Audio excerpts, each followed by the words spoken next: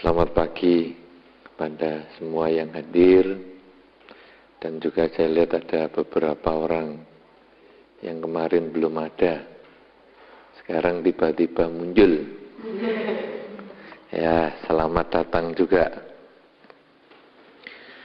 Saudara-saudara, pada pagi hari ini kita akan membahas satu topik yang mungkin bagi Anda cukup sesuai dalam kehidupan sebagai mahasiswa, yaitu cinta, seks, dan agama Buddha. Karena memang kadang-kadang Anda sendiri suka ngomong-ngomong tentang cinta, suka mungkin atau pernah berpengalaman jatuh cinta, pernah berpengalaman ditolak cinta, pernah berpengalaman stres gara-gara cinta. Nah, tetapi kadang-kadang orang sulit untuk mengerti apa makna cinta yang sesungguhnya. Karena memang kita ini sukanya latah. Latah alias ikut-ikutan. Bhakti Dhamma. Kemarin ditanya bhakti, apa maknanya? Bingung. Ya toh? Ditanya Bhakti Dhamma, apa itu? Karena latah aja. Dulu kakak kelasnya sudah ngomong Bhakti Dhamma, ya sekarang ikut aja. Armageddon. Latah juga kena filmnya Bruce Willis itu. Jadi waktu ditanya di mana bisa ketemu istilah Armageddon, bingung. Nah, dengan demikian sama dengan cinta ini. Cinta ini juga saya cenderung latah juga nanti akhirnya. Kenapa? Karena kadang-kadang konsep cinta itu sendiri tidak jelas. Dan banyak pakar cinta juga memberi pengertian yang berbeda-beda. Tapi sekarang kalau kita melihat pada session pagi hari ini adalah tentang cinta yang dipandang dari konsep agama Buddha. Apa itu sebetulnya cinta? Kalau kita ingin membahas tentang cinta, mungkin yang paling sederhana dalam agama Buddha adalah terdapat di dalam Karaniya Metta Sutta. Dan kemarin kita sudah bahas agak panjang tentang topik ketemu makhluk ya. Ya, ketemu makhluk pakai ayat apa? Nah, mau pakai parita yang mana? Kalau ketemu makhluk, ya saya sudah katakan ketemu makhluk adalah membacakan Karaniya Metta Sutta. Karena apa? Nah, karena kemarin tanya buktinya toh. Buktinya itu sudah ada di zaman Sang Buddha sendiri. Jadi Karaniya Metta Sutta itu diucapkan oleh Sang Buddha kepada para biku yang terganggu oleh makhluk-makhluk halus. Jadi dalam masa-masa seperti begini nih, kemudian para biku pergi ke sebuah hutan, mau bermeditasi di situ, tapi makhluk halusnya merasa terganggu. Wah, ini biku-biku meditasi di sini, jadi hawanya panas. Nah, kemudian biku-biku ini digangguin oleh makhluk-makhluk halus itu. Sehingga biku-bikunya, waduh, pusing dah. Kalau diganggu terus begini, bagaimana bisa meditasi? Nah, kemudian menghadap Sang Buddha. Menghadap Sang Buddha, lalu Sang Buddha mengatakan, wah, kalian ini 500 biku ini kurang cinta kasihnya. Jadi diganggu makhluk seperti itu. Nah, lalu bagaimana? Sang Buddha memberikan itu. Sekarang kamu kembali ke sana, ke hutan itu, sebutkan ini, Karaniya Metta Sutta itu. Nah, akhirnya para biku membacakan Karaniya Metta Sutta itu, makhluknya happy. Makhluknya happy malah mendorong, memberi kondisi supaya biku-biku bermeditasi, sehingga akhirnya 500 biku ini setelah masa puasa 3 bulan mencapai kesucian. Nah, itu buktinya. Kalau kemarin kan saya belum sempat ngomong bukti itu. Nah, jadi apa? Jadi sekarang makhluk yang Gawat-gawat itu kan kita pancarkan cinta kasih. Nah, sekarang cinta kasih itu rumusnya kalau diringkas adalah semoga semua makhluk hidup berbahagia. Di dalam Karania Metasuta sebetulnya di situ dijelaskan dengan baik sekali bahwa kita hendaknya bisa memancarkan kasih sayang kita kepada semua makhluk, baik yang tampak maupun yang tidak tampak. Sehingga konsep cinta di dalam Buddhis itu sebetulnya adalah memberi. Kenapa demikian? Karena agama Buddha ini juga di dalam dasar dharmanya adalah berdana, kerelaan. Hukum dharma adalah tanam padi, tumbuh padi. Anda tahu hukum karma bunyinya? Kalau kemarin kan sudah ada hukum kekekalan energi. Ya kan? Energi tidak bisa terciptakan dan tidak bisa termusnahkan. Hukum karma juga ada bunyinya. Sesuai dengan benih yang ditabur, demikian pula buah yang akan dipanen. Penanam kebaikan, memperoleh kebahagiaan. Jadi kalau kita tanam jagung, pasti panennya jagung. Artinya apa? Di dalam dharma ini, kita harus proaktif. Jangan seperti yang kemarin lagi, ya pengen dapat informasi tapi tunggu di rumah, koran tidak langganan. Ya siapa tahu saya dapat informasi dari bungkus-bungkus kacang. Nanti kan ada potongan koran sedikit, saya bisa baca-baca dengan baik. Ya siapa tahu teman kos di sebelah baik hati minjemin koran. Tapi kalau nggak dipinjemin koran, saya nggak beli kacang juga nggak apa-apa, nggak baca koran. TV yang nggak usah dihidupin karena biayanya mahal. Siapa tahu tetangga nyetelnya agak kenceng, jadi saya dengerin beritanya. Wah, lah ini kalau pasif begini kapan dapat informasinya? Buku yang nggak usah beli, siapa tahu di kampus ada yang ketinggalan, saya bisa baca-baca. Ya, agama Buddha tidak mengajarkan yang pasif seperti itu. Kan nanti jadinya pasif dengan karma lalu mengatakan, ya kalau memang karma saya, ya saya dapat koran. Kalau belum dapat koran, memang bukan karma saya. Kalau karma saya berbuat, teman kamar sebelah ini nyetelnya TV kenceng sekali. Jadi saya bisa dengar berita-berita seputar Indonesia. Tapi kalau sebelah ini tidak nyetel TV dengan kencang, berarti karma buruk saya yang berbuah. Kan enak. Loh itu keliru. Itu cara berpikir karma yang salah. Karena karma adalah tanam padi, tumbuh padi. Sesuai dengan benih yang ditanam itulah yang dipanen. Jadi bukan mau panen mangga, tanamlah mangga. Perintahnya bukan begitu. Atau mau dapat mangga, carilah mangga. Atau mau dapat mangga, tunggulah mangga.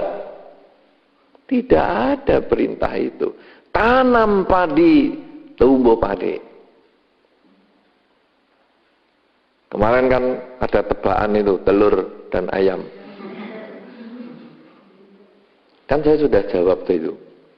Duluan mana telur dan ayam? Nah, Anda sudah pintar. Nah, kenapa? Karena kita pertanyaannya kan menyebutkan telur duluan, ya toh? Berarti kan pada waktu ngomong duluan mana telur sama ayam, lah kamu kan dah tahu toh, yang duluan kan telurnya dulu. Nah, sekarang dengan hukum karma ini juga sama.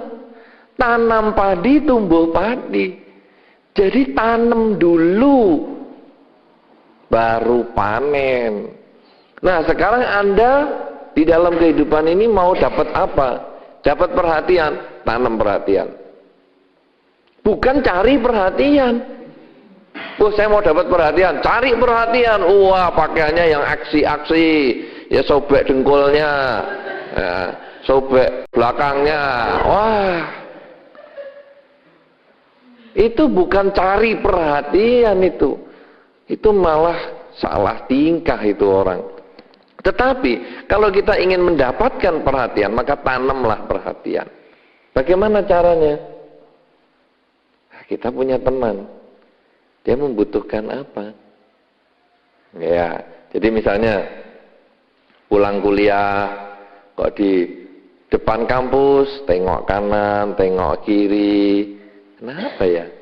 Langsung kita datang sebentar, ayo saya boncengin pulang. Loh, atau ayo sampai saya boncengin sampai ke depan itu ada tempat pemberhentian angkutan kota. Sudah.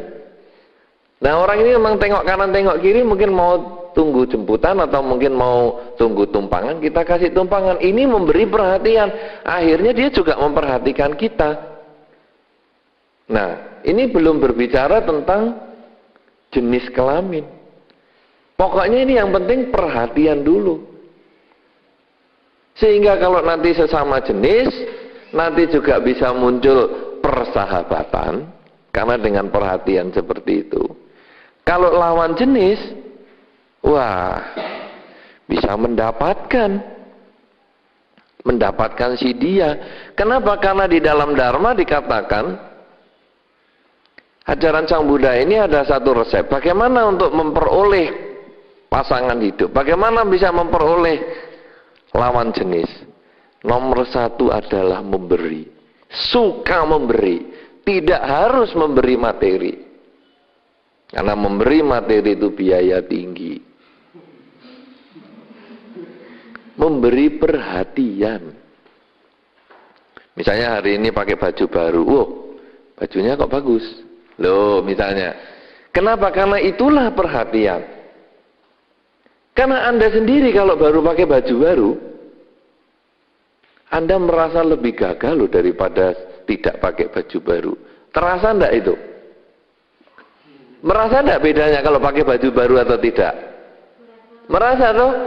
Nah, biasanya Anda, wah, bajuku ini ya kok rasanya nyaman sekali ya dipakai. Nah, kita ngomong sama teman kita supaya teman kita memperhatikan, oh bajumu baru. Itu memang kita ada rasa lain. Anda menggunakan pakaian yang sudah lama rasanya lain. Anda datang ke kampus pakai jas sedikit, misalnya Anda panitia apa begitu, pakai jas sedikit, walaupun itu jas kampus, pinjeman lagi, tetapi Anda merasa lebih bangga. Wah, ini lain daripada yang lain. Kenapa? Karena tidak seperti biasanya. Nah, demikian pula dengan baju baru.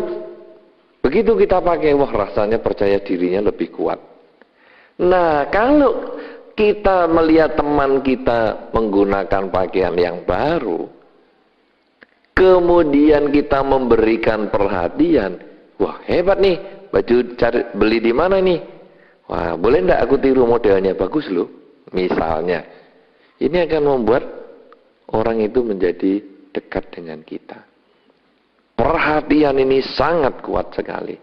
Karena itu kalau Anda tahu konsep cinta, cinta di dalam Buddhis bukan mendapat, tapi justru memberi, menanam, bukan memanen. Karena dengan Anda menanam, otomatis panen. Nah, saudara-saudara, pernah jatuh cinta belum? Siapa yang pernah jatuh cinta? Ada? Pernah. 1, 2, 3, 4, lumayan. Yang ini belum pernah berpengalaman jatuh cinta. Mungkin kejatuhan cinta. Nah, saudara-saudara yang pernah jatuh cinta, coba direnungkan. Pada saat Anda jatuh cinta, apa yang ada dalam pikiran Anda ketika menjawab pertanyaan, kenapa saya mencintai dia?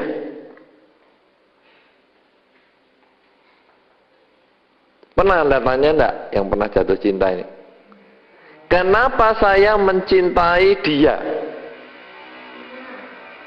Kira-kira jawabnya apa? Dia perhatian. Oke. 2. Ada lagi? Ya? Karena cocok. Cantik. Terus? make her happy. Terus to be, hah? Apa itu? Anak tunggal. Wah. Wah, ini luar biasa nih. Kenapa saya jatuh cinta sama dia? Karena dia anak tunggal dan kaya lagi. Wah, hebat.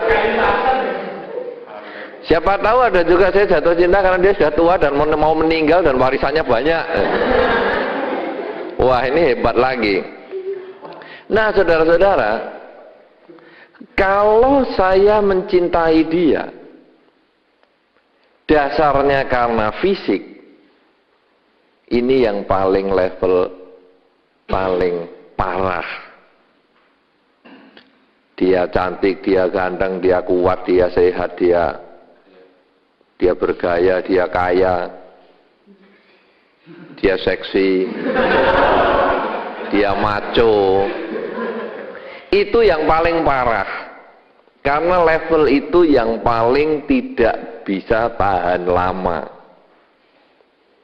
Dia cantik, wah kita senang. Dia ganteng, wah kita senang. Karena belum ketemu saingannya. Nanti ketika ada yang lebih cantik, ada yang lebih ganteng, amblas sudah itu pasti. Karena fisik. Wah, dia seksi. Ya seksi puja bakti atau seksi humas kan bisa saja. Anda jangan terlalu kreatif, ya. Ya kan, wah dia seksi loh. Seksi apa? Puja bakti. Oh, hebat nih, berarti keyakinannya kuat kan begitu. Nah, tapi kalau seksi secara fisik itu juga tidak tahan lama. Seksi itu pada awal-awal masuk kuliah. Mungkin kalau sudah mau lulus badannya tambah berat badan 10 kilo. Udah nggak seksi lagi. Ya mungkin seksi berat badan begitu. Itu juga menjadi tidak awet. Karena berupa fisik. Nah, sekarang ada yang berupa non fisik. Dia pengertian, dia tanggung jawab, dia penuh perhatian. Itu ya tidak tahan lama. Kenapa demikian? Karena kita menuntut dia. Kita meminta dia supaya memenuhi harapan kita. Jadi saya cinta dia, sebetulnya saya butuh dia. Bukan cinta. Kalau yang pertama tadi, saya senang sama dia karena cantik, saya senang dia karena dia anak tunggal, walaupun jelek tidak punya gigi nggak apa-apa. Pokoknya yang penting kaya. Itu jelas-jelas bukan cinta. Itu ada maunya itu sebetulnya kebutuhan yang paling parah. Kebutuhan numpang hidup. Ya. Kebutuhan untuk terpenuhi kebutuhan primernya. Tetapi kalau yang kedua, itu kita hanya butuh saja. Saya butuh dia karena dia itu sabar. Kalau saya stres ngomel-ngomel apa-apa, dia mau dengerin saya. Jadi saya cinta dia karena kuping dia itu kayak kotak sampah saya. Kalau saya sudah tidak stres, saya nggak butuh kupingnya. Jadi kalau saya telepon dia, ayolah, saya baru stres ini, kamu datanglah ya, datang. Waduh, aku baru sibuk sekali. Ya udahlah, kamu nggak usah datang, nggak apa-apa. Yang penting kupingmu kesini aja untuk dengerin aku sudah. Ya karena kita butuhnya cuma kupingnya sebagai kotak sampah. Itu kebutuhan. Aku cinta dia karena aku kalau stres bisa bersandar di dadanya. Wah, lega.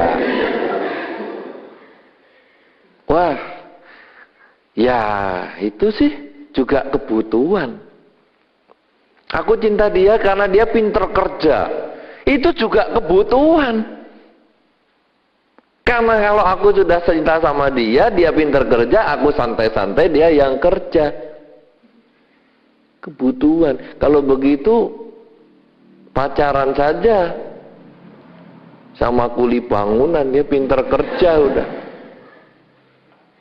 Atau kalau cowok ya pacaran sama genduk itu pinter kerja udah. Aku seneng sama dia karena dia pinter masak. Pacaran aja sama koki. Kenapa? Karena sebetulnya kita hanya butuh, belum cinta.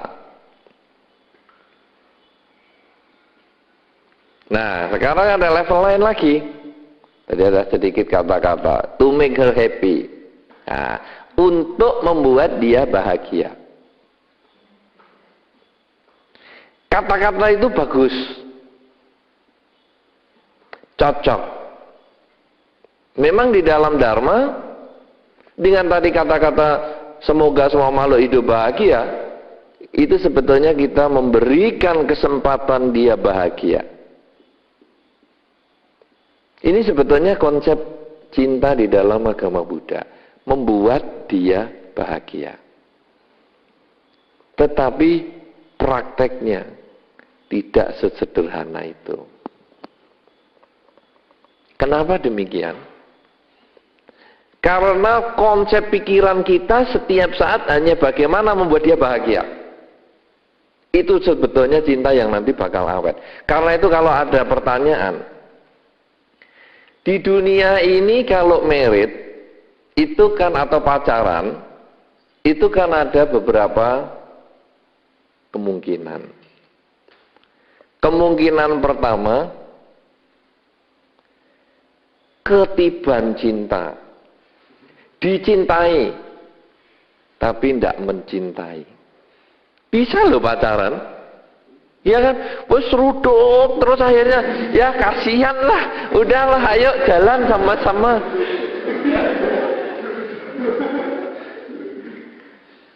Dicintai tapi tak mencintai. Bisa pacaran, bisa sampai merit, bisa sampai punya anak, bisa sampai punya cucu, bisa sampai tua, bisa sampai mati. Dicintai tidak mencintai. Kemungkinan kedua, mencintai tapi tak dicintai. Kita sayang sama dia, kita seruduk terus, tapi dia meleset terus. Seruduk lagi, meleset lagi, seruduk lagi, meleset lagi. Mencintai tapi tak dicintai. Nah, akhirnya yang ketiga, saling mencintai. Memang ini yang paling ideal. Saling mencintai ini paling ideal. Belum diseruduk, dia sudah maju. Kita maju, dia juga maju. Kita maju, dia maju. Akhirnya, ya, biru semua. Karena kan sikut-sikutnya maju semua. Nah, jadi badannya wah, memar semua. Ya dia maju-maju. Ya kalau maju yang kena bagian yang enak, ya enak. Kalau kena kepala, diadu sama kepala kan benjol juga. Nah, sekarang kalau kita disuruh milih, enak dicintai atau enak mencintai? Enaknya pilih yang mana? Yo itu ideal saling mencintai dong. Itu sudah saya bahas tadi. Idealnya saling mencintai. Tapi kalau disuruh milih, ini bukan masalah telur dan ayam lagi. Ini butuh pemikiran, bukan hanya yang nomor satu apa tadi yang disebut. Yang pertama kali dicintai, ya dicintai. Mencintai, ya mencintai. Wah ini amburadul dah kalau caranya gini. Jadi sekarang bagaimana? Kalau kita disuruh milih, Bayangkanlah pada diri Anda sendiri. Anda senang mencintai tapi dia tidak, atau Anda senang dicintai tapi Anda tidak. Nah, bingung. Mencintai tapi dia tak mencintai loh.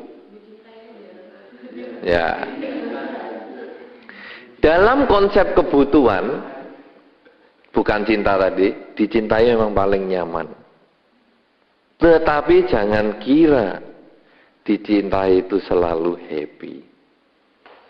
Orang yang dicintai dan kita nggak seneng, itu kita kumpul sama dia bisa stres loh. Oh sudah nggak seneng kok saya itu. Nggak seneng kok kamu ikut terus kemana-mana jadi buntut saya. Aduh, pusing. Bisa jengkel loh. Jangan dikira dicintai itu enak-enak. Sebetulnya yang lebih nyaman mencintai. Nah, tetapi mencintai dalam konsep to make her atau to make him happy. Jadi saya senang sama dia. Masalahnya dia mau balas cinta saya atau tidak itu haknya dia, itu urusannya dia. Tapi yang penting saya harus senang dulu sama dia. Dan saya senang sama dia itu sehingga saya bahagia dengan apapun yang dia kerjakan. Apapun keputusannya, saya happy. Itu sebetulnya kalau kita benar-benar cinta. Sehingga cinta kan tidak harus bersatu. Kata Ebit. Karena memang begitu. Jadi kita tidak menuntut dia harus sama saya, dia harus jalan sama saya. Tidak. Cinta berarti saya ingin membahagiakan dia. Buktinya apa? Waktu pacaran. Waktu pacaran itu paling jelas kepalsuan pura-pura cinta itu. Padahal butuh. Kamu malam ini mau nonton film apa? Oh, film Armageddon.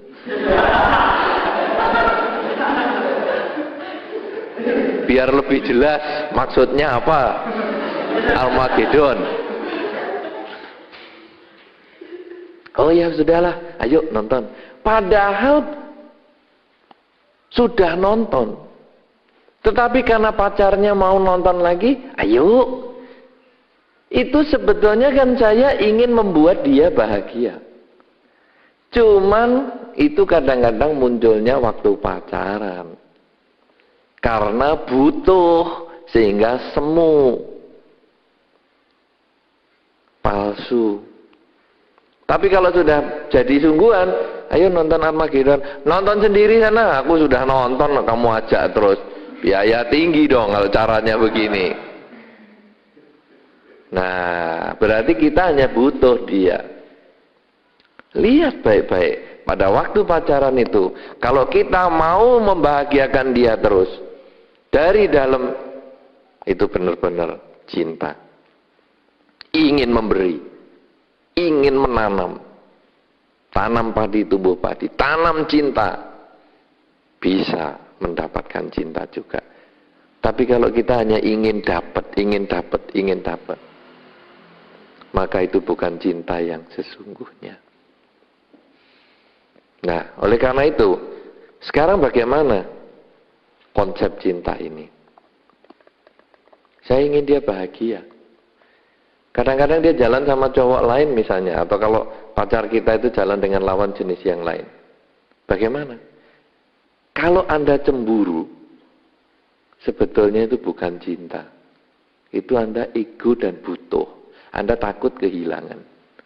Jangan sama cowok lain, jangan sama cewek lain kamu ya, nanti kamu hilang. Nah ini dia. Lah kalau memang hilang itu kebahagiaannya dia, hilang itu hanya hilang. Hilang. Nah. Karena Armageddon kan dari Harmageddon. Nah. Tapi hanya sudah hilang jadi Armageddon. Nah ini juga hilang, itu jadi kata hilang. Kalau memang dia mau hilang, gitu, ya udah. Mungkin itu kebahagiaannya dia di sana. Dan kita harus belajar, kenapa ya dia kok mau sama lawan jenis yang lain? Berarti ini kurang sip, kurang baik, saya harus perbaiki diri. Nah, ini adalah cinta. Jadi apapun yang dia lakukan itu bahagia, biar dia bahagia. Cinta itu bukan mengikat fisik. Kamu nggak boleh pergi sama lawan jenis yang lain. Itu kita mengikat fisik. Tapi cinta itu sebetulnya adalah ikatan batin. Orang pergi dengan lawan jenis lain, belum tentu dia tertarik dengan dia. Belum tentu dia tertarik dengan lawan jenis yang diajak pergi itu. Mungkin hanya teori kebutuhan, jalan sama-sama, kemudian mau ke wihara sama-sama, tapi bukan berarti dia cinta. Nah, kalau kita muncul cemburu, banyak penyanyi mengatakan cemburu itu adalah tanda cinta, banyak penulis mengatakan cemburu itu tanda cinta. Kalau secara konsep Buddhis, cemburu itu lambang kebutuhan dan keegoan. Dia hanya ingin selalu bersama, takut berpisah. Padahal kalau perpisahan itu adalah kebahagiaan. Kenapa kita tidak memberi? Di dalam salah satu cerita Sang Buddha, ada seorang penulis, namanya David J. Kalahupahana. Itu seorang penulis yang dari Hawaii. Dia membuat cerita Sang Buddha itu seperti manusiawi. Jadi dikatakan, Pangeran Siddhartha ini pacaran dengan Yasodhara ini sudah lama. Nah, pada saat Pangeran Siddhartha ini mau meninggalkan istana, Yasodhara ini justru mempersiapkan pakaiannya. Mempersiapkan segalanya. Cuman karena waktu baru melahirkan, dia badannya masih terlalu lemah. Maka pada malam hari sebelum Pangeran Siddhartha meninggalkan istana, melihat istrinya tidur, Yasodhara, dia tidak tega membangunkan. Lalu ya dia ambil bungkusannya, dia bawa pergi. Nah, ini kalau saya melihat kasus manusiawi sekali seperti ini sebetulnya bisa terjadi bahwa Yasodhara ini sangat cinta kepada Pangeran Siddhartha. Sehingga kalaupun dia mau pergi bermeditasi ke hutan, mungkin mau menjalankan kehidupan kebikuan, silahkan. Walaupun anaknya baru 1 hari umurnya, tetapi karena dia mau jalan, silahkan. Dan ini betul-betul bisa praktek cinta yang sesungguhnya. Tapi kalau sekarang misalnya pacaran, udah ya, aku jadi samanera 2 minggu. Jangan kamu nanti kalau jadi samanera 2 minggu keterusan aku ditinggal. Bukan cinta itu, kebutuhan. Anda boleh balas bertanya. Nah kalau kamu terus sendiri karena saya jadi samanera tetap bagaimana? Aduh, aku nanti kan jadi kesepian, malam minggu nggak ada yang aku ajak omong. Nanti kalau aku pergi nggak ada yang cocok untuk ngomong-ngomong. Nanti kalau aku stres nggak ada yang bisa menenangkan aku. Oh, kalau gitu kamu kan cuman kebutuhan. Kamu hanya memikirkan kebahagiaanmu sendiri. Berarti kamu bukan cinta dong sama aku. Nah ini makanya cinta itu tidak sesederhana itu.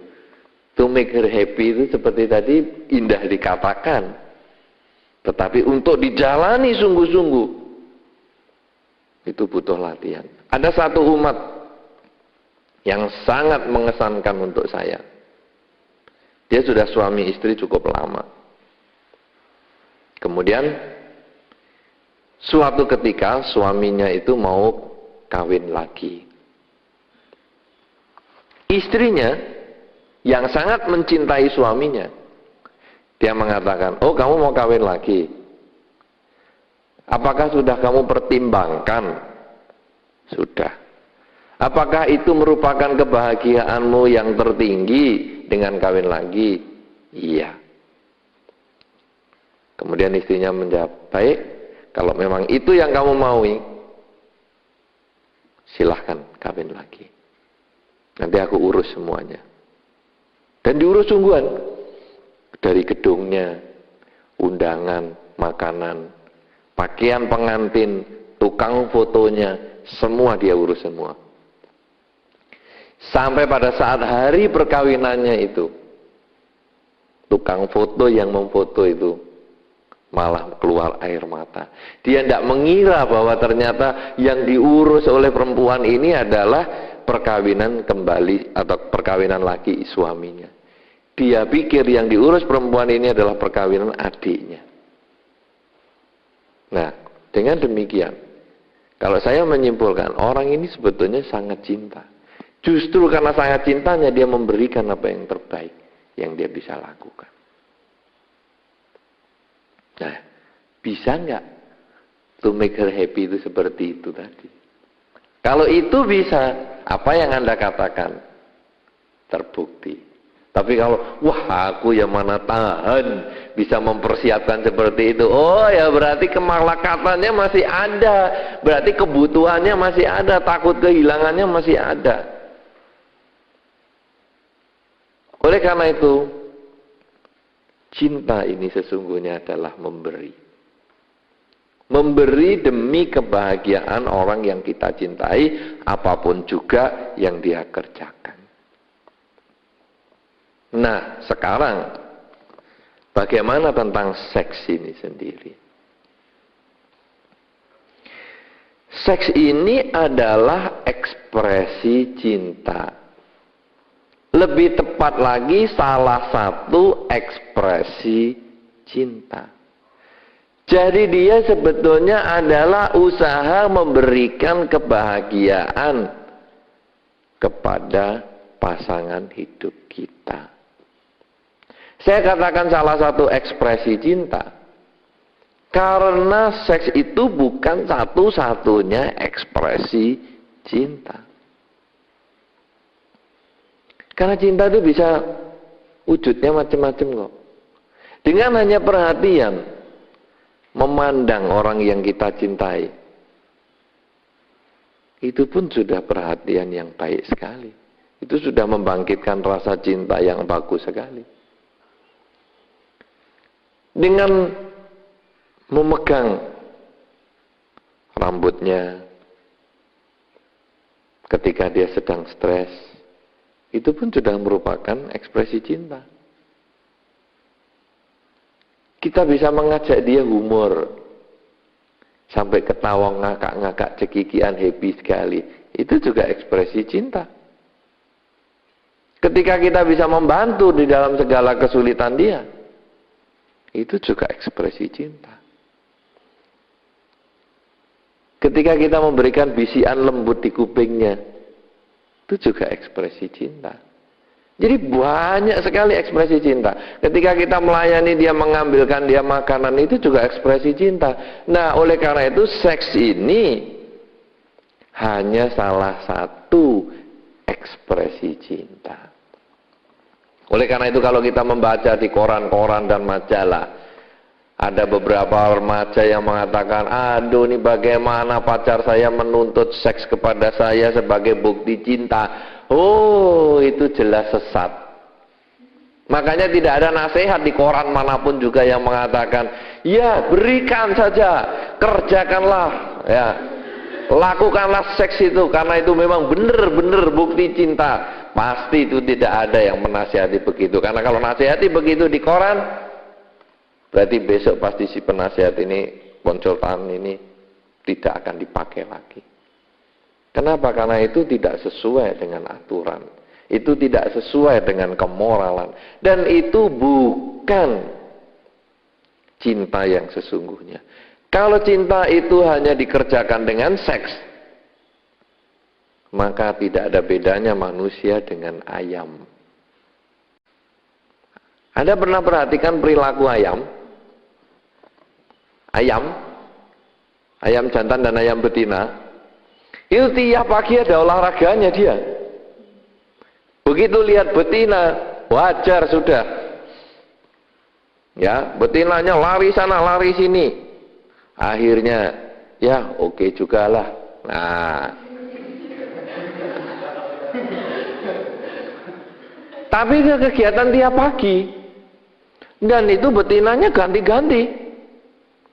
Sana ke sini, ke sana ke sini. Betinanya juga ganti-ganti jantannya. Jantan siapa saja ya oke juga. Tidak ada problem. Ayam kok. Makanya orang yang sering ganti-ganti kan dikatain ayam toh. Ya loh. Ya karena ayam. Suka ganti-ganti. Nah, yang setia kan merpati. Makanya perkawinan kan selalu dilambangkan dengan sepasang merpati. Karena merpati itu kalau sudah kawin sepasang, dia hanya itu pasangannya. Dan kalau pasangannya mati, dia tidak kawin lagi sampai mati. Makanya selalu undangan itu gambarnya adalah merpati. Ada yang punya merpati di rumah?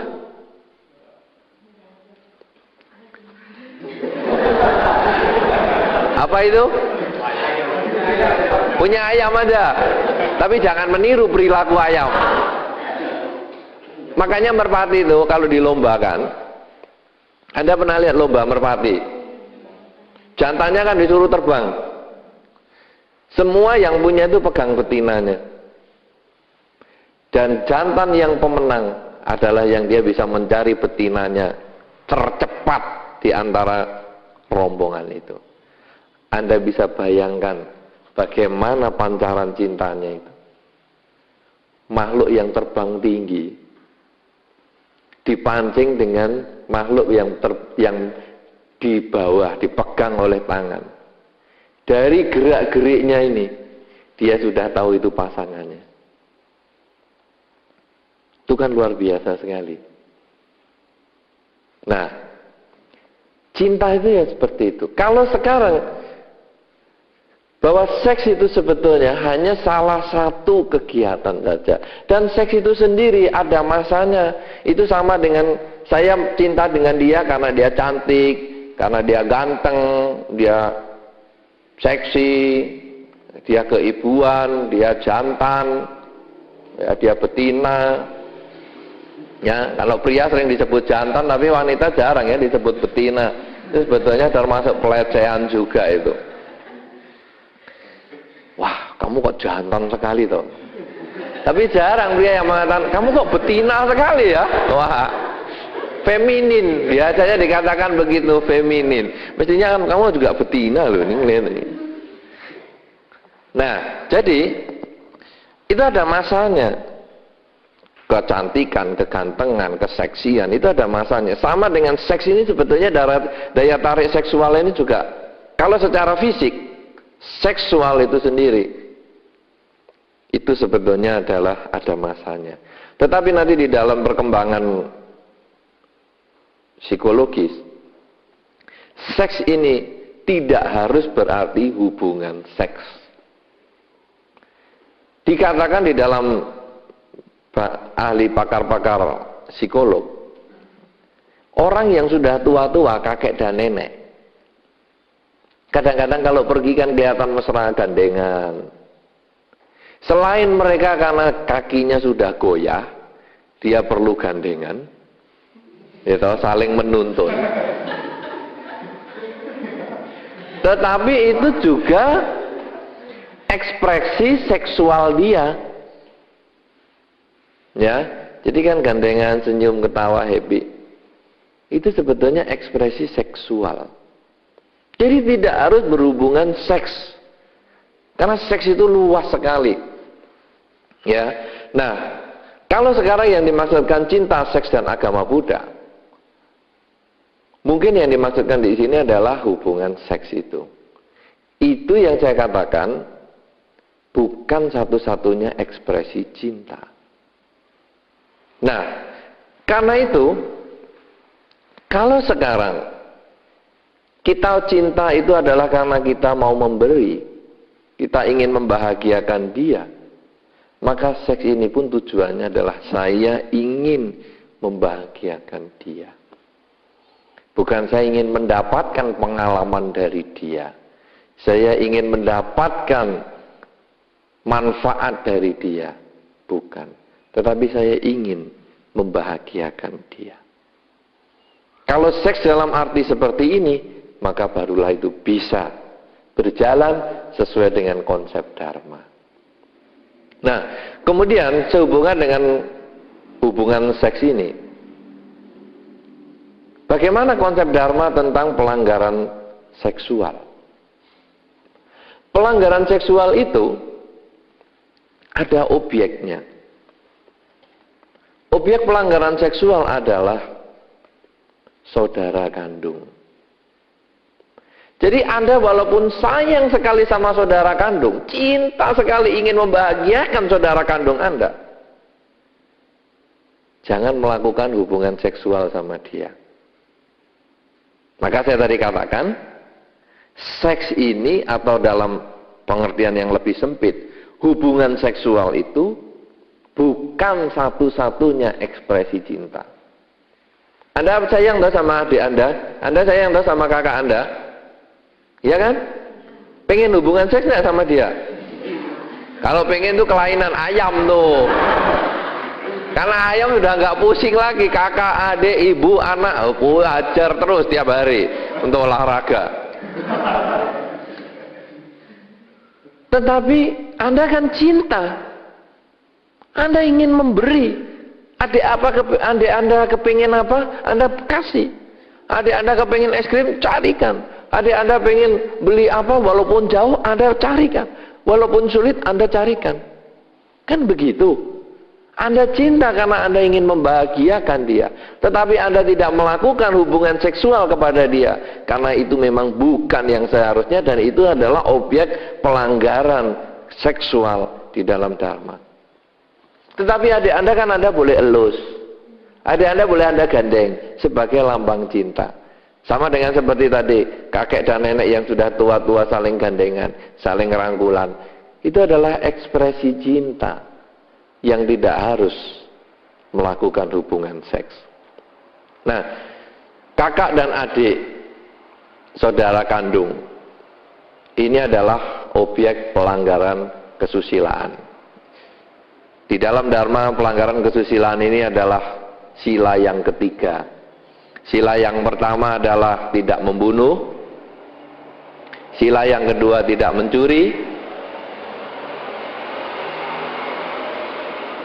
Sila yang ketiga tidak melakukan pelanggaran seksual. Sila yang keempat tidak melakukan penipuan.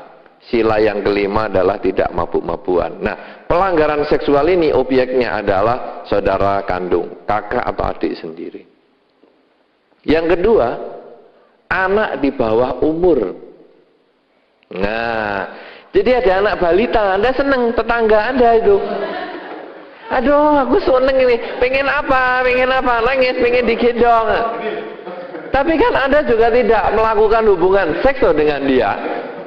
Kecuali Anda mau ditahan polisi dan dikeroyok orang kampung. Itu kan banyak itu di koran-koran tuh, anak balita 5 tahun, 13 tahun, itu juga anak kecil yang di bawah usia umur, itu dijadikan korban seksual. Ini keliru, karena di dalam dharma ini pun adalah termasuk pelanggaran seksual. Selain saudara kandung, anak di bawah usia itu termasuk balita dan 17 tahun ke bawah dan seterusnya.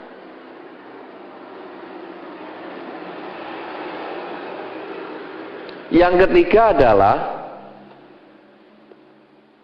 anak yang di bawah perwalian. Perwalian itu maksudnya apa? Jadi dia masih ikut dengan orang tuanya, walaupun umurnya sudah seperti Anda ini kan ada 20-an lebih nih. Tapi kan Anda masih ikut orang tua. Anda belum mandiri, Anda belum bekerja, tapi Anda masih minta uangnya orang tua, walaupun Anda tidak pernah bantu. Mana kemarin? Ya. Orang tua kerja pusing-pusing, emangnya gua pikirin. Cuek-cuek saja. Jangan kata orang tua kerja, dirinya lulus nggak lulus juga cuek. Ya.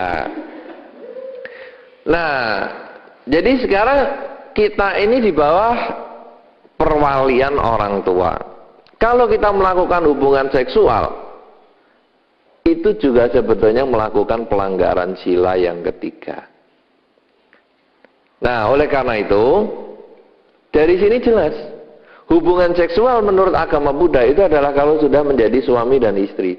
Karena suami dan istri, pada saat seorang laki-laki, kalau tradisinya di sini, datang ke rumah seorang wanita, membawa keluarganya, dia meminta baik-baik si wanita ini untuk menjadi pasangan hidupnya. Dengan demikian, wanita ini terlepas dari perwalian orang tuanya. Sehingga keduanya bisa melakukan hubungan seksual yang sehat. Ya.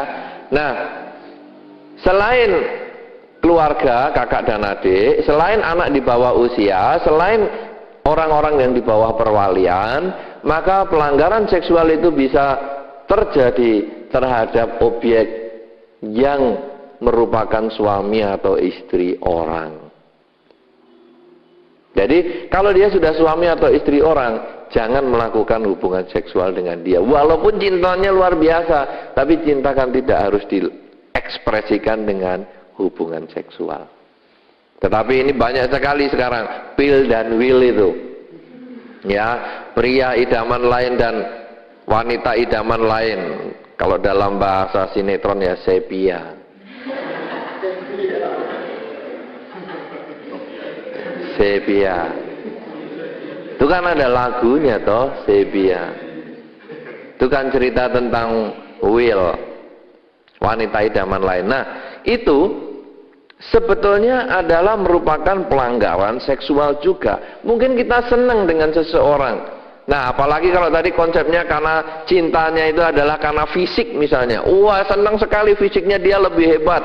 Apalagi ada orang-orang yang punya kelainan jiwa itu melihat bahwa pasangan hidup orang lain itu mesti lebih baik daripada yang masih sendirian. Kenapa?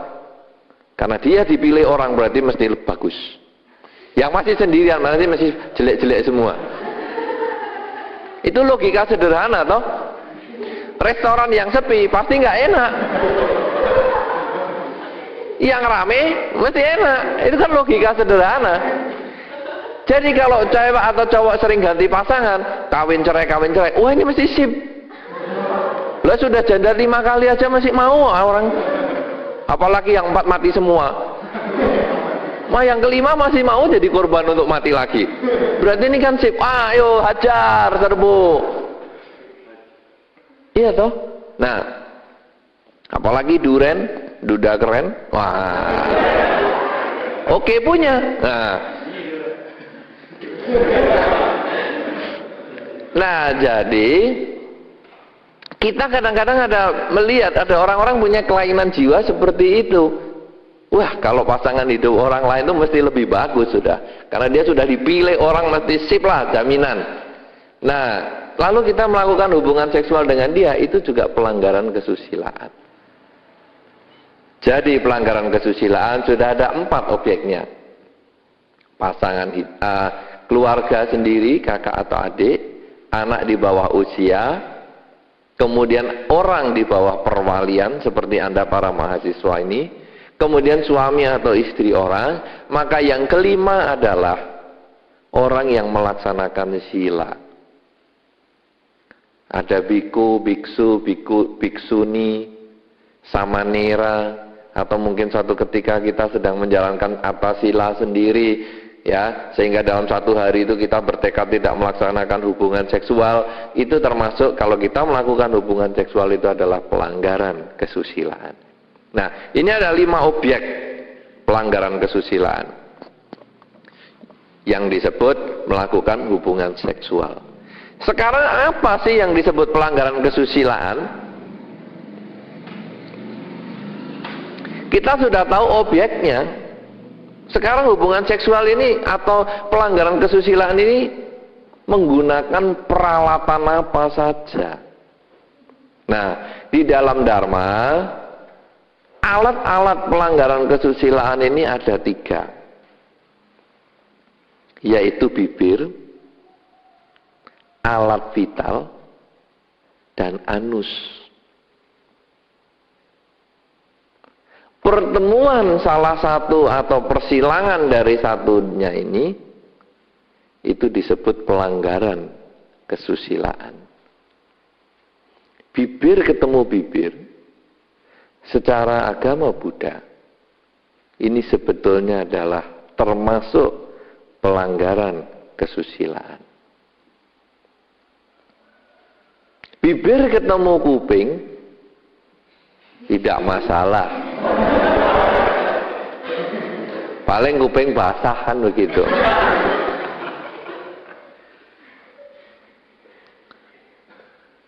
Bibir ketemu alat vital, ini namanya oral seks.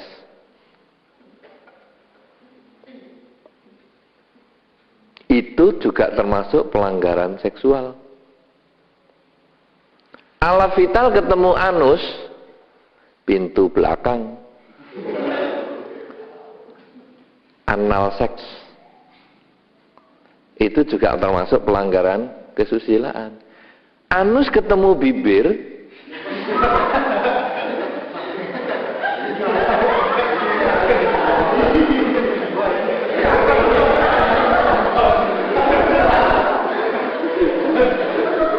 itu namanya gaya kucing.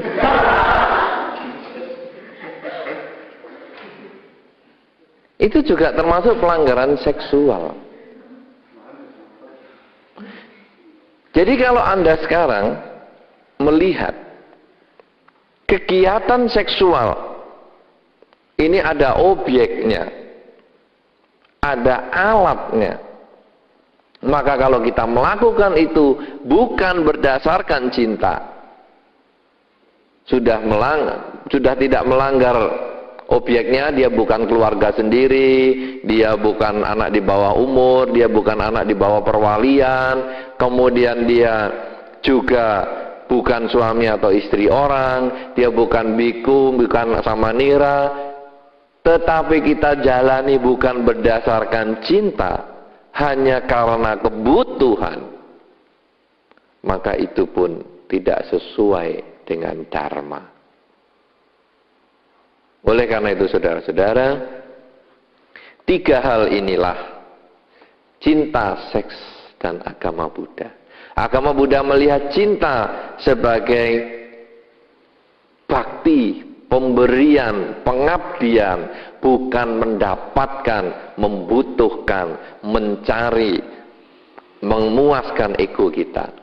Sedangkan seks artinya adalah merupakan salah satu kegiatan seks dalam arti yang sangat sempit yang saya bahas, yaitu hubungan seks, adalah merupakan salah satu ekspresi cinta, bukan satu-satunya ekspresi cinta, untuk membahagiakan pasangan kita dengan tiga alatnya, yaitu bibir, alat vital, dan anus, yang hendaknya bisa digunakan dengan bijaksana, tidak disalahgunakan sehingga menggunakan objek anak di bawah usia, anak di bawah perwalian, saudara kandung sendiri, kemudian juga suami atau istri orang, maupun para mereka-mereka yang melaksanakan sila, biku, biksu, biksuni, samanera, ataupun orang yang menjalankan 8 sila di dalam kehidupan sehari-hari.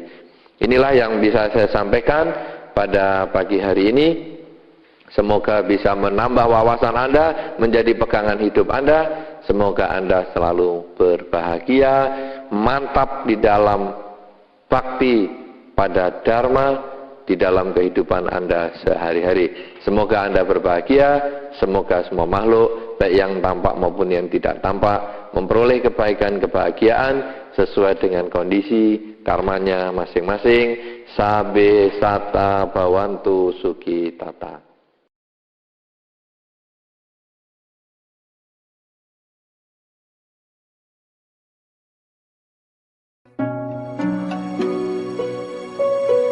Semoga